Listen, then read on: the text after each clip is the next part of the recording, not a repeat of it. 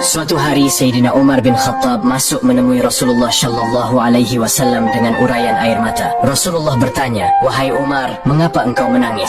Kemudian Umar menjawab, "Ya Rasulullah, di depan pintu ada seorang pemuda yang menangis dan tangisannya sangat menyayat hatiku." Lalu kemudian Rasulullah menyuruh Umar untuk membawa pemuda itu masuk menemuinya. Ketika pemuda tersebut hadir di hadapan beliau, Rasulullah kemudian bertanya, "Apa yang membuat engkau menangis? Apakah engkau menyekutukan Allah?" "Tidak Rasulullah." "Apakah engkau membunuh seseorang dengan zalim?" "Tidak juga ya Rasulullah." Rasulullah berkata, "Allah akan mengampuni dosamu sekalipun sebesar langit dan bumi." Sambil menangis pemuda itu berkata, "Ya Rasulullah, dosaku lebih besar daripada itu. Dosaku sangatlah banyak dan aku takut pada kemurkaan Tuhanku." Rasulullah kembali bertanya, "Apakah dosamu lebih besar dari kursi Allah?" "Lebih besar lagi ya Rasulullah." "Apakah dosamu lebih besar dari arsy-Nya Allah?" "Lebih besar lagi ya Rasulullah." "Apakah dosamu lebih besar dari Allah?" "Tentu saja Allah lebih besar dan lebih agung dari segalanya," jawab pemuda tersebut. "Ya Rasulullah, aku adalah orang yang suka membongkar kuburan dan sudah 7 tahun lamanya aku melakukan ini. Suatu ketika ada anak perempuan Ansyar yang meninggal dunia. Usai ia dimakamkan, aku membongkar kuburannya dan melucuti kain kafannya. Setan telah berhasil menggodaku sampai aku menyetubuhinya. Setelah itu aku meninggalkannya begitu saja. Namun mayat itu seolah-olah hidup kembali dan berkata, 'Tidakkah engkau takut kepada hukumannya kelak di akhirat? Engkau telah meninggalkanku dalam kondisi telanjang dan junub.'"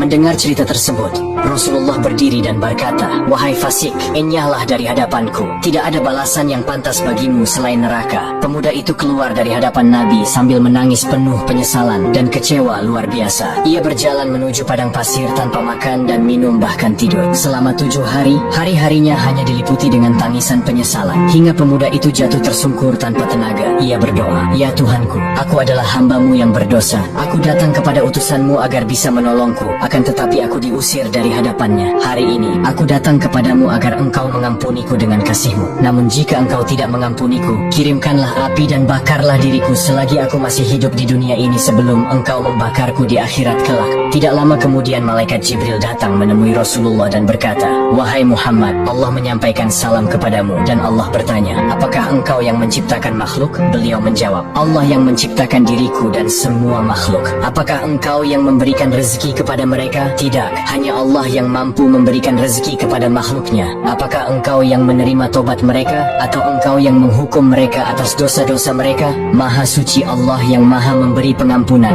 "Wahai Muhammad, Allah berfirman, 'Maafkanlah hambaku karena aku telah mengampuninya.'" Rasulullah Shallallahu Alaihi Wasallam kemudian mengutus beberapa sahabat untuk mencari pemuda tersebut. Ketika pemuda dihadapkan kepada Nabi, Rasulullah memberitahukan bahwa Allah telah mengampuni dosanya dan menerima tobatnya. Dan tidak lama kemudian, pemuda itu pun meninggal dunia.